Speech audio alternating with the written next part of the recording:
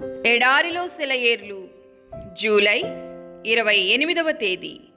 యెహోవా తుఫానులోను సుడిగాలిలోను వచ్చువాడు. నహూము గ్రంథము 1వ అధ్యాయము 3వ వచనం.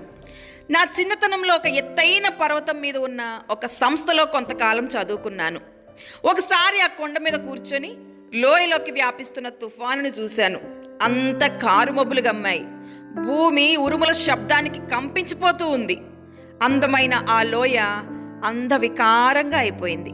తిరిగి దాని అందం దానికి వస్తుందో రాదో అన్నంత మసకగా తయారైంది ఆ లోయ. ఆ తుఫాను కొంతసేపటికి లోయను దాటిపోయింది. మరుసటి రోజు నేను అక్కడే కూర్చొని, ఏది తుఫాను, ఆ తుఫాను తెచ్చిన చీకటంతా ఏది అని అడిగాను అనుకోండి, లోయలోని పచ్చగడ్డిలా జవాబిచ్చేది, దానిలో కొంత భాగం నాలో కలిసింది అని. కొండమల్లె బదులు పలికేది, దానిలో కొంత నాలో ఇమిడింది అని.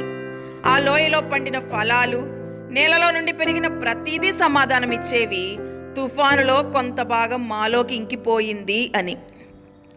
నీ ప్రభులాగా నువ్వు తయారు కావాలని ఎప్పుడైనా కోరుకున్నావా? ఆత్మ ఫలం కోసం ఆశించావా? ప్రేమ ఇచ్చే నెమ్మది, నమ్రతల కోసం ప్రార్థించావా? అయితే నీ జీవితాన్ని క్రమ్ముకున్న తుఫాను గురించి భయపడకు. తుఫానులోనూ దీవెన ఉంది.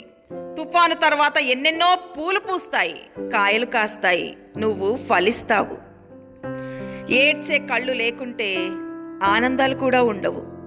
నీ బాధని ప్రేమించు, ఫలిస్తుంది తర్వాతి కాలంలో. ఆకాశపు విషన్న వదనం కార్చే కన్నీళ్లు పూలు పూయిస్తాయి. ఇంద్రధనస్సుని చూడు. కన్నీళ్లలో నుండి దేవుడు ఎంత అందమైన దాన్ని చేశాడో చూడు. దేవుడి మాటలను దీవించునుగాక. ఆమెన్.